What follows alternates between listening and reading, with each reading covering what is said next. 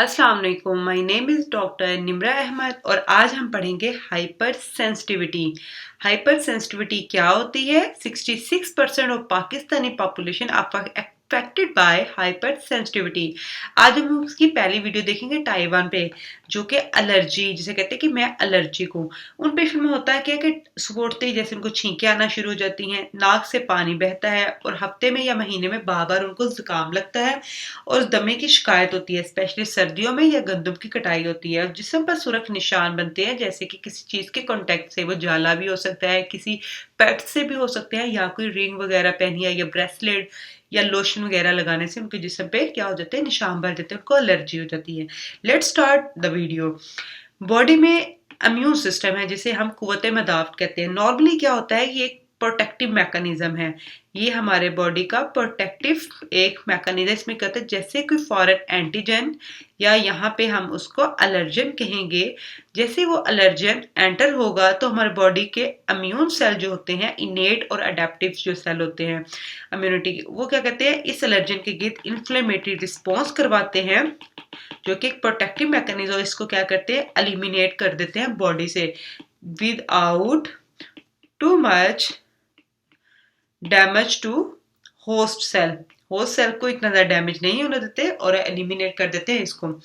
तो अब जो हाइपर सेंसिटिव होते हैं उनमें क्या होता है कि जैसे कोई फॉरेन एंटीजन एंटर होता है तो उनमें जो इम्यून सेल होते हैं वो पहले से सेंसिटाइज्ड होते हैं, उनकी सेंसिटिव पहले से इंक्रीज होती है। मीन ये पहले ही एंग्री बर्ड बने होते हैं, वो पहले ही गुस्से में होते हैं और जैसे ही कोई एलर्जन एंटर होता है तो वो क्या होता है, उनका गुस्सा और ज्यादा हो जाता है और बजाय इसकी को बॉडी को प्रोटेक्शन प्रोवाइड करे, बॉडी के अगेंस्ट ही हो जाते हैं, बॉडी के अगेंस्ट ही बगावत शुरू कर देते हैं।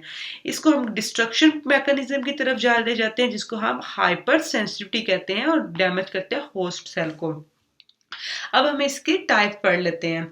हाइपर सेंसिटिविटी की 4 टाइप्स हैं और इनका mnemonic A, B, C and D है, जिसको आप देख सकते हैं। टाइप A में एनाफाइलेक्टिक एनाटोपिक जो कि एलर्जिक टाइप है, B में antibody mediated, C mean immune complex जो टाइप, और जो 4 है वो क्या, D मीन डिलेड और सेल मीडिएटेड। अब होता क्या है, जो टाइप ऑफ रिएक्शन है जो कि टाइप 1 है, उसमें क्या होता है कि प्री फॉर्म IgE एंटीबॉडी होती है और किसके ऊपर ये होती है, मैस्ट सेल एंड बेसोफिल। जैसे ही एंटीजन आता है तो वो डीग्रेनुलेशन होती है, वहां से मीडिएटर रिलीज होते हैं हिस्टामिन, और वो क्या कहते हैं, एलर्जी करवाते हैं बॉडी में। जो टाइप 2 है उसमें क्या होता है, एंटीजन एंटीबॉडी कम्प्लेक्स होता है और इम्यून कम्प्लेक्स में भी कहते हैं एंटीजन एंटीबॉडी कम्प्लेक्स होता है। लेकिन दोनों में डिफरेंस ये है कि ये किसी सेल सरफेस पे होता है और ये क्या होता है, हमारे सीरम में होते हैं, फ्रीली फ्लोट कर रहे होते हैं। टाइप 3 मीन फ्रीली फ्लोट कर रहे होते हैं, ये क्या होता है, साइटोटॉक्सिक मीन ये किसी टिश्यू किसी सेल की सरफेस के ऊपर कम्प्लेक्स बनता है। डिले मीन सेल मीडिएटेड, इसमें टी सेल इन्वॉल्व होते हैं, वो डिस्ट्रक्शन करवाते हैं। तो इन सिंपल जो पहली 3 टाइप है वो क्या है, एंटीबॉडी मीडिएटेड है, एंटीबॉडी मीडिएटेड है, इसे हम कहेंगे ह्यूमोरल क्योंकि इसमें एंटीबॉडी है। और जो टी है इसमें एंटीबॉडी नहीं होती और ये क्या है, सेल मीडिएटेड, ये क्या होगी, सेल मीडिएटेड होगी। इसमें IgE आता है, इसमें IgG, इसमें IgE है, इसमें IgG और IgM भी बाजुकात, इसमें भी सेम IgG और बाज का IgM इन्वॉल्व होता है। अब टाइप ऑफ डेवलपमेंट की बात करें तो जो पहली 3 है इसमें हम जैसे जैसे इस तरफ जाते जाते हैं, ये फास्टेस्ट लो की तरफ जा रहा है पाथवे। तो बेसिकली हम कहेंगे इसमें भी रिएक्शन सबसे फास्ट होता है, मतलब विद इन सेकंड और मिनट। जैसे ही एलर्जन एंटर होगा बॉडी में, मतलब उसे स्नीजिंग शुरू हो जाएगी, उसकी बॉडी में रैश बन जाएंगे। ये भी फास्ट है इमीडिएट, ये भी फास्ट है, और ये क्या, स्लो, इसमें जो रिस्पॉन्स आता है वो स्लो आता है। अब हम पढ़ते हैं कि कौन कौन से एलर्जन में से ये ह्यूमन के नोज से एंटर हो रहा है या माउथ से या स्किन कंटेंट से। जैसे कि हमने कहा डिफरेंट किस्म के प्लांट से होता है ये, या कोल्ड एयर से, ठंडी हवा से, जैसे कि सर्दियों में या सुबह उठते ही ठंडी हवा आता है उनसे, या इंसेक्ट बाइट से। अब वो इंसेक्ट आंट भी हो सकती है, वैस्प भी हो सकता है, बी भी, किसी भी इंसेक्ट के बाइट से हो जाता है। और ड्रग्स जिसमें ज्यादातर पेनिसिलिन या सल्फोनामाइड और इवन इंसुलिन से भी हो जाता है। कुछ कुछ को एलर्जी होती है फूड से, मसलन एग वो खाएंगे उनको जिस्म पे रैश बन जाएगी, या पीनट खाएंगे या फिश, इस तरह हर एक की डिफरेंट होती है फूड एलर्जी। इसमें जैसे पेट से होते हैं या फ्लावर या परफ्यूम, और इसमें जैसे कांटेक्ट से किसी चीज़ की कांटेक्ट किया उसकी हाथ और उसके बाद फौरन इसको एलर्जी हो गई है।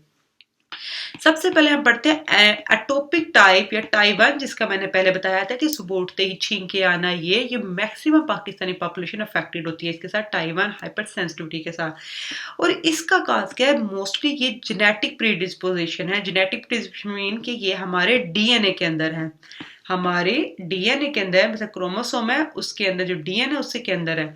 ये फिर रन इन फैमिलीज, मीन ये मदर है ये फादर है, उनसे उनके चिल्ड्रन में अगर किसी भी एक पेरेंट को हो तो उनके चिल्ड्रन के अंदर भी ये चला जाएगा ये जीन के थ्रू। तो इनको अपने किसी मदर फादर से होगी, इसको अपने पेरेंट फादर को अपने पेरेंट या फादर से होगी, मीन इस तरह ये रन करता है फैमिलीज में। तो आप देख सकते हैं कि आपकी फैमिली में किसको थी एलर्जी, ठीक है। अच्छा, टाइप 1 हाइपर सेंसिटिविटी ये क्या है, फर्स्ट टाइप है और फास्ट है। फास्ट में एनाफाइलैक्सिस या एटोपिक टाइप इसे कहते हैं, एलर्जन या जिसे एलर्जिक टाइप कहते हैं। अब कौन कौन से प्लेयर आते हैं इसमें जिनकी वजह से टाइप 1 हाइपर सेंसिटिविटी होती है, वो है आईजीई एंटीबॉडी, नंबर 2 पे मैस्ट सेल और बेजोफिल, और इनसे जो मीडिएटर रिलीज होते हैं वो दो तरह के होते हैं, एक प्री फॉर्म और एक जो उस टाइम बनते हैं न्यूली फॉर्म। अब हम देखते हैं 2 फेजेस होती हैं, एक सेंसिटाइजेशन फेज होती है, ये होती है फर्स्ट डोज ये जिसे सेंसिटाइजेशन डोज भी कहते हैं। इसमें होता क्या है, ये स्टेप हम देखते हैं कि जो मैस्ट सेल है या बेजोफिल है, ठीक है, उनमें क्या होता है कि उनके ऊपर आईजीई एंटीबॉडी लगी होती है, ठीक है। आईजीई एंटीबॉडी जब लग जाती है तो इसे हम कहते हैं सेंसिटाइज ये हो गए हैं। अब इसके बाद दूसरी फैक्टर फेज, या इसमें सेकंड डोज जब एंटीजन की आती है, या इसे शॉकिंग डोज भी कहते हैं, कि जब सेकंड दफा एंटीजन आके लगेगा तो फिर क्या होगा कि ये इसमें डीग्रेनुलेशन होगी और ये मीडिएटर रिलीज हो जाएंगे, ठीक है।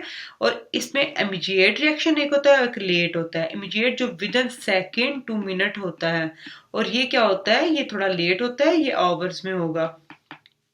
इमीडिएट फौरन इसलिए होता है कि इसमें जो मीडिएटर रिलीज होते हैं वो पहले से बने होते हैं, वो फौरन रिलीज हो जाते हैं। और लेट वो है जिसमें क्या होता है, मीडिएटर न्यूली सिंथेसाइज होते हैं, इसलिए इट टेक टाइम। अब ये कैसे होता है सेंसिटाइजेशन फैक्टर फेज, अब हम इसको डिटेल के साथ देखते हैं।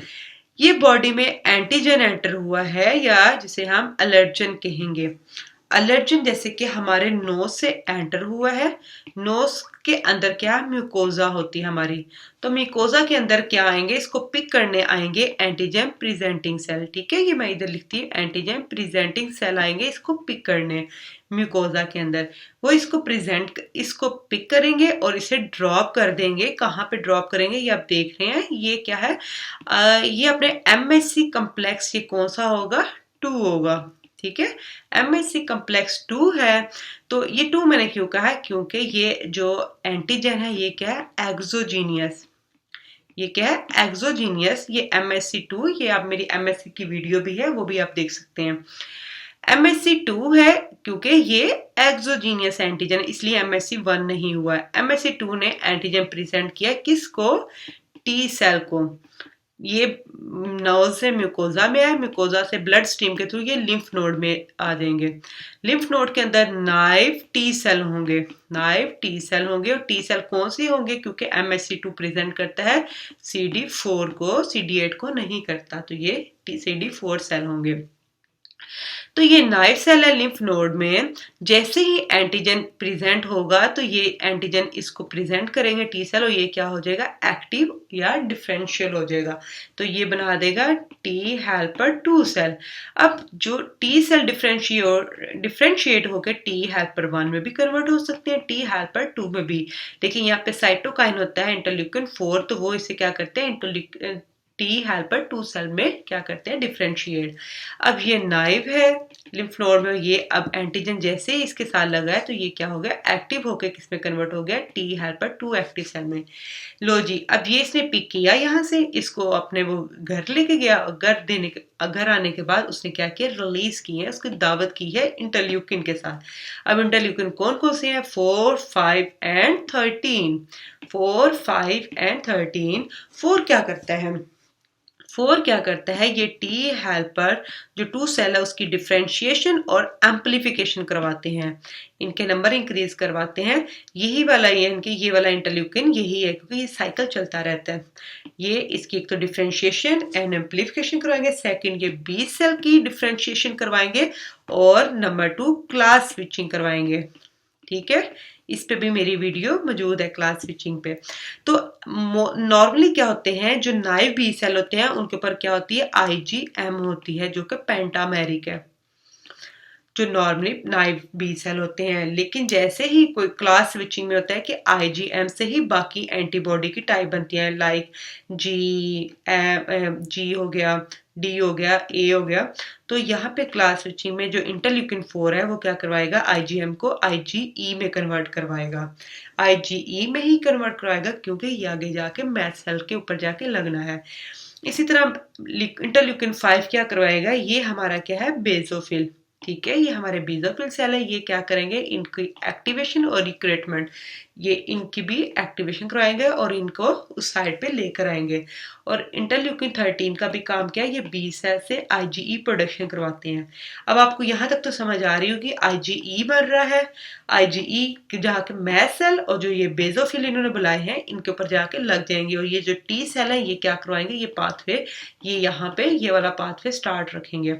अब ये जो बने, अब आगे क्या होगा, ये आईजीई है जो कि क्या है, ये मोनोमर होता है। इस तरह इसका ये वाला जो कंपोनेंट होता है, ये फ्रेगमेंट एंटीजन बाइंडिंग होता है, जहाँ पे एंटीजन लगता है, ये क्या होता है, क्रिस्टलाइजेबल रीजन, जहाँ पे आके वो रिसेप्टर के साथ लगते हैं। अब यहाँ पे रिसेप्टर जैसे मैस्ट सेल के ऊपर एफसी रिसेप्टर होता है, उसके साथ एफसी पोर्शन एंटीबॉडी का लग जाता है। अब यहाँ से जो प्री फॉर्म आईजीई है, जो हमारी बॉडी में मैस्ट सेल है, जो सेंसिटाइज पेशेंट होंगे उनके ऊपर क्या होगा, ये प्री फॉर्म आईजीई लगे होते हैं, दूसरों में नहीं होते। अब आईजीई इनके ऊपर लगे हुए हैं, और ये आपको इसके अंदर नजर आ रहे हैं, ग्रेन्यूल्स नजर आ रहे हैं इसके अंदर। जैसे ही सेकंड एंटीजन एंटर होता है बॉडी में, तो ये क्या करते हैं, ये इनकी एंटीबॉडी के साथ लग जाते हैं। ठीक है, ये एंटीबॉडी के साथ लगे हैं, और इनकी क्या कराएगा, क्रॉस लिंक करवाएगा। क्रॉस लिंक के मुराद ये है कि ये इनके रिसेप्टर आपस में, ये एंटीजन इन दोनों को करीब लेकर आएगा, इनके रिसेप्टर भी करीब आएंगे, और इनके जैसे सिग्नल जाएगा, कैल्शियम रिलीज होगा, और इनकी डीग्रेनुलेशन होगी। जब डीग्रेनुलेशन होगी, ये जो अंदर आपको पिंपल्स नजर आ रहे थे इसके, ये रिलीज हो जाएंगे। अब ये पिंपल बहुत टॉक्सिक है, ये क्या करेंगे, मीडिएटर होते हैं इनमें। इनमें क्या होता है, ये मीडिएटर होते हैं, और वो आपने पहले बताया कि प्री फॉर्म होंगे और एक न्यूली सिंथेसाइज होंगे। न्यूली सिंथेसाइज, प्री फॉर्म की वजह से इमीडिएट रिएक्शन आएंगे, और जो न्यूली सिंथेसाइज की वजह से थोड़े लेट आएंगे। अब जो हमने पढ़ी थी सेंसिटाइजेशन डोज, उसमें हमने जहां ये स्टार्ट हुआ था वहां से लेके यहाँ तक जहाँ आईजी लगी, तो ये क्या होगी, सेंसिटाइजेशन फेज होगी इसकी, जैसे फर्स्ट डोज भी कह सकते हैं या सेंसिटाइजेशन डोज। और जहाँ पे सेकंड एंटीजन आया हो, ये डीग्रेनुलेशन हो, इसे हम अफेक्टेड फेज या सेकंड डोज और शॉकिंग डोज भी कहेंगे इसको। यहाँ तक आपको समझ आ गई होगी। अब हम देखते हैं प्री फॉर्म मीडिएटर जो रिलीज होते हैं, वो जो कि पहले ही मैस्ट सेल के अंदर बने पड़े होते हैं। अब वो उसमें क्या आता है, हिस्टामिन आता है। हिस्टामिन क्या करवाते हैं, हिस्टामिन के जो रिसेप्टर होते हैं हमारे ब्रोंकस के अंदर होते हैं और हमारी वेसल के अंदर होते हैं। तो ये क्या करवाएंगे कि जो हमारी ब्रोंकस है उसकी एयरवे स्मॉल मसल कॉन्ट्रैक्शन की, यहाँ पे इनका डायमीटर कम हो जाएगी, कंस्ट्रक्शन करवा देंगे उनके मसल की। और वेसल का क्या होगा, एक तो ये डायलेट हो जाएंगी और उसकी परमेबिलिटी, इसी वजह से जब कोई एलर्जी आती है। मसलन अगर तो एज़मा है तो उनमें क्या होता है, जैसे कोई एलर्जन आता है उनका सांस में घुटन होनी शुरू हो जाती है। और जैसे ही और अगर कोई एलर्जी है जिनको मतलब कोई कांटेक्ट किया, जैसे कि कोई जाला हो गया मसलन, तो उससे क्या होता है उनके हाथ फौरन रेड हो जाते हैं, थोड़ा सी उस हीट से कुछ सोजन हो जाती है, तो वो कहते हैं वेजोडाइलेशन, वो गर्म हो जाती है उस जगह से। तो वेजोडाइलेशन परमेबिलिटी हो जाती है, वेजोडाइलेशन परमेबिलिटी की वजह से क्या होता है वो एडीमा रेडनेस हो जाती है वहाँ पे। और ट्रिप्टेज होते हैं, ये प्रोटीएसेस हैं, इनका क्या है कि ये मैस्ट सेल एक्टिवेशन के मार्कर है। मीन जिनको एलर्जी होती है उनका अगर हम मैस्ट सेल ट्रिप्टेज का लेवल कराएं तो वो हाई आता है। इसका लेवल अगर हाई आ जाए इसका मतलब उसकी बॉडी में एलर्जी है और एनाफाइलैक्टिक इस टाइम एक्टिव है, मीन उसको एलर्जी हुई हुई है। तो इसका मतलब हुआ कि जो प्री मीडिएटर है वो हमारे क्या करवाते हैं, ये दोनों मिलके एक तो हमारे ब्रोंकोस्पैज्म करवाएंगे और दूसरा वेजोडाइलेशन एंड इंक्रीज परमेबिलिटी। अब न्यूली सिंथेसाइज कहाँ से बनते हैं? न्यूली सिंथेसाइज हमारे ल्यूकोट्राइन है, प्रोस्टाग्लैंडिन है और साइटोकाइंस है। अब ये कहाँ से बनते हैं? ये मैस्ट सेल है। अब हम पहले कर लेते हैं बात ल्यूकोट्राइन है प्रोस्टाग्लैंडिन की। ये मैस्ट सेल की क्या है? सेल मेम्ब्रेन है। ये किससे बनी है? फास्फोलिपिड से। अब इनमें फास्फोलाइपेज A2 एक्ट करता है और इसको क्या कन्वर्ट कर देता है? अरेकिडोनिक एसिड में। अब अरेकिडोनिक एसिड से दो पाथवे चलते हैं आगे, एक LOX के थ्रू और दूसरा COX के थ्रू। COX के जो LOX है उससे ल्यूकोट्राइन बनते हैं, COX से प्रोस्टाग्लैंडिन बनते हैं। तो यहाँ से क्या है? ये क्या है? सिंथेसाइज, न्यूली सिंथेसाइज मीडिएटर जिनकी वजह से लेट रिएक्शन होगा। ये हमारे हो गए। जो साइटोकाइंस है ये क्या होते हैं? न्यूक्लियस के अंदर होते हैं, न्यूक्लियस के अंदर ट्रांसडक्शन होती है, वहां से ये बनते हैं। ठीक है, न्यूक्लियर ट्रांसडक्शन से साइटोकाइंस एंड कीमोकाइंस बनेंगे। अब हम इनके फंक्शन देख लेते हैं। जो ल्यूकोट्राइन होते हैं वो होते हैं B4, C4 एंड D4। अब इनके फंक्शन क्या है? बिल्कुल हिस्टामिन की तरह के ब्रोंकोस्पैज्म करवाएगा और वेजोडाइलेशन और परमेबिलिटी ज्यादा करवाएगा। जो B4 है ये क्या है? कीमोटैक्सिस है। कीमोटैक्सिस मीन ये सेल को, टैक्सिस मीन अट्रैक्ट करना, केमिकल्स, वो केमिकल जो अट्रैक्ट करते हैं। ये हमारे बेजोफिल को, न्यूट्रोफिल को, मैक्रोफेज को उस साइड पे लेकर आएंगे डिस्ट्रक्शन करवाने के लिए। प्रोस्टाग्लैंडिन में D2 आता है और इसका फंक्शन भी ब्रोंकियोस्पैज्म है, इसका डायमीटर कम करना, नैरो करना। साइटोकाइंस कौन कौन से होते हैं? जो मैस्ट सेल से रिलेटेड होते हैं, TNF alpha, tumour necrotic factor alpha और इंटरल्यूकिन 1। ये दोनों है प्रो इन्फ्लेमेटरी साइटोकाइन, मीन ये फीवर करवाते हैं और एक्यूट इन्फ्लेमेशन इनकी वजह से होगी बॉडी में। एक्यूट इन्फ्लेमेशन में क्या होता है कि हमारे एंडोथीलियल सेल वो क्या हो जाते हैं? एक्टिव होते हैं और वहां पे आकर डीएन मॉलिक्यूल्स होते हैं, WB सीरीज की एंट्री होती है, वो पूरा इन्फ्लेमेशन प्रोसेस है वो वाला स्टार्ट हो जाता है। इंटरल्यूकिन 4 होते हैं जिसका पहले बताया कि एम्प्लीफिकेशन और TH2 करवाते हैं, और इंटरल्यूकिन 5 जो कि इओसिनोफिल, ये भी हमने पहले देख लिया है। इन सिंपल हमें पता चला कि अगर न्यूली सिंथेसाइज हो, या मार्कर में चेंज कर लेती हूँ, न्यूली सिंथेसाइज हो या फिर जो प्री फार्म, सभी में कहाँ कहाँ एक्शन हो रहा है?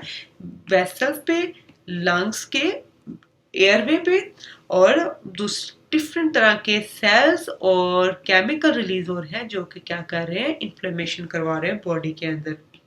अब हम आगे देखते हैं आगे का क्या लिखा। अब ये जो मीडिएटर चाहे वो कोई से भी हो, प्री फॉर्म या न्यूली सिंथेसाइज, उनके बॉडी पे क्या असर होगा? इसकी या तो लोकलाइज होगा, मीन एक जगह पे, या पूरी बॉडी के अंदर होगा। जो लोकलाइज होगा उसे हम कहेंगे अटोपिक या सिस्टमेटिक, इससे एनाफाइलैक्सिस या एनाफाइलैक्टिक। अब लोकलाइज में जिसमें कहता है एलर्जिक रिनाइटिस, रिनाइटिस कहते हैं नोज में, जैसे कि जिसमें क्या होता है? रनिंग नोज होना, वाटरी आईज और स्टफी नोज, जिसमें से बोलते ही जिनको छींके आती है, जुकाम हो जाता है, तो ये उनको कहते हैं एलर्जिक रिनाइटिस है उन्हें। और एलर्जिक एस्थमा होता है, और food allergy, drug allergy, itching, urticaria, even eczema, ये क्या लोकलाइज टाइप है। जो सिस्टेमिक टाइप है उसमें क्या होता है? शॉक हो जाता है, ये बहुत डेंजरस होता है क्योंकि इसमें हम बॉडी का हर जो सिस्टम है वो कंप्रोमाइज हो जाता है। Lungs, bronchospasm, laryngeal oedema, abdominal cramp, diarrhoea और इवन हाइपोटेंशन, मीन सांस भी नहीं उनको सही तरह आता, BP भी उनका कम होना शुरू हो जाता है, और इसकी वजह से हम कहते हैं एनाफाइलैक्टिक शॉक में पेशेंट जा रहा है क्योंकि उनकी बॉडी को ऑक्सीजन नहीं मिल रही और इसकी वजह से उनकी डेथ भी हो सकती है। अभी आप देख सकते हैं डिफरेंट तरह के एलर्जी रिएक्शन के किस किस तरह के एलर्जिक रिएक्शन हो सकते हैं। ये नोज के अंदर दिखाया होगा जिनकी इनकी हाइपर सेंसिटिव नोज कि उनको असल में ये वाला इन्फ्लेमेशन हुई हुई है म्यूकोजा की। अगर आप अपने नाक पैर नॉस्ट्रल को ऊपर करके देखें तो अक्सर जो जिनको जिस टाइम सुबह का टाइम हुआ था उनके अंदर ये इन्फ्लेमेशन हुई होती है उस टाइम। अच्छा, अब हम टेस्ट कौन कौन से करवाएंगे। अब हम टेस्ट की डिटेल देख लेते हैं। दो तरह के होते हैं, एक स्किन टेस्ट और एक ब्लड टेस्ट। स्किन टेस्ट में जिन पेशेंट इस्लामाबाद गए होंगे, इस्लामाबाद अल शिफा में, उनमें आप देखेंगे कि वो टेस्ट करते हैं बाजू पे आपके डिफरेंट स्पॉट लगा के डिफरेंट इंजेक्शन इंसर्ट करते हैं, थोड़े थोड़ा इंजेक्शन लगाते हैं डिफरेंट। ठीक है, अब ये समय होता है क्या है कि उन पे वहाँ डिफरेंट अलर्जन एंटर करते हैं आपकी बॉडी में। ठीक है, यहाँ पे मतलब फूड अलर्जन है, यहाँ पे ये वाला है, यहाँ पे ड्रग रिलेटेड में डिफरेंट टाइप के अलर्जन एंटर करते हैं। और जो वाला इन्फेक्शन हो जाए, जिसके गिट इन्फ्लेमेशन हो जाए, जिसके गिट इन्फ्लेमेशन हो, इट्स मीन कि आप इस तरह के एलर्जन से एलर्जी है आपको, तो इसके लिए हम अक्सर वैक्सीन भी करवाते हैं। ठीक है, वैक्सीन में ब्लड टेस्ट में एलाइजा करवाते हैं। इसमें हम क्या करते हैं, जो मैसर से आईजीई लेवल होता है उसका लेवल कराते हैं, वो इनमें ज्यादा आता है। ट्रीटमेंट क्या है इनका। ट्रीटमेंट सबसे पहले तो प्रिवेंशन की जाए। अगर आपको पता है कि आपको इस चीज़ से एलर्जी है तो आप उससे प्रिवेंशन करें। दूसरा हाइपोसेंसिटाइजेशन, और ये ऑलमोस्ट जिस तरह वैक्सीन होती है कि उसमें हम क्या करते हैं, वैक्सीन में असल में हम वो एलर्जन थोड़ा थोड़ा बॉडी में एंटर करते जाते हैं मंथली, और वो इतना बार बार जा जाके हाइपर सेंसिटिविटी से हाइपो में हो जाता है, मतलब वो डीड बन जाता है वो वैक्सीन। जैसे कि ये हाइपो इंट्राडर्मली इंजेक्शन लगते हैं, हाइपोसेंसिटाइजेशन करवाना। दूसरा है कि आईजीई एंटीबॉडी की वजह से ये हो रहा है, तो हम उसके अगेंस्ट ही एक और एंटीबॉडी बना देते हैं जिसके एंटी आईजीई एंटीबॉडी ये वाली हम उसको मेडिसिन दे सकते हैं। इसके अलावा दूसरी कौन सी, ये इंजेक्शन लगा सकते हैं ये। और ड्रग कौन सी है, एंटी हिस्टामिन, जैसे कि हिस्टामिन रिसेप्टर के ऊपर ये करेंगे और उनसे जो वो फंक्शन करवाते हैं वो नहीं होने देंगे। एड्रेनालिन या एपिनेफ्रिन, जिसे कॉर्टिसोन मीन कॉर्टिकोस्टेरॉइड हम देंगे। थियोफाइलिन है क्रोमाइल सोल्यूशन। एंटी हिस्टामिन हमने देखा था, ये टैबलेट मिलती है मोस्टली एलर्जी, जो आप देखेंगे ना अगर पढ़ के उसका फार्मूला, जो एलर्जी की आपको कितनी टैबलेट मोस्टली एंटी हिस्टामिन ही होती हैं। जो एड्रेनालिन और कॉर्टिकोस्टेरॉइड ये क्या कहते हैं, जो इन्फ्लेमेशन हुई होती है एंटी इन्फ्लेमेटरी रिस्पॉन्स करती हैं, एंटी इन्फ्लेमेटरी। और थियोफाइलिन एंड क्रोमाइल सोल्यूशन ये क्या करता है, लंग्स के ऊपर एक्ट करता है और उसके जो डायमीटर है, जो कि ब्रोंकोस्पैज्म हुआ हो तो वो डायमीटर को क्या करता है, खोल देता है। उम्मीद है आपको मेरी वीडियो पसंद आई होगी और समझ भी आई है। अगर आपको मेरी वीडियो समझ आई है तो प्लीज़ इसको सब्सक्राइब करें और इसको ज़्यादा से ज़्यादा शेयर करें। मेरी इम्यूनोलॉजी पे और भी ज़्यादा वीडियो है, आप उनमें से कोई भी वीडियो देख सकते हैं। Thank you so much.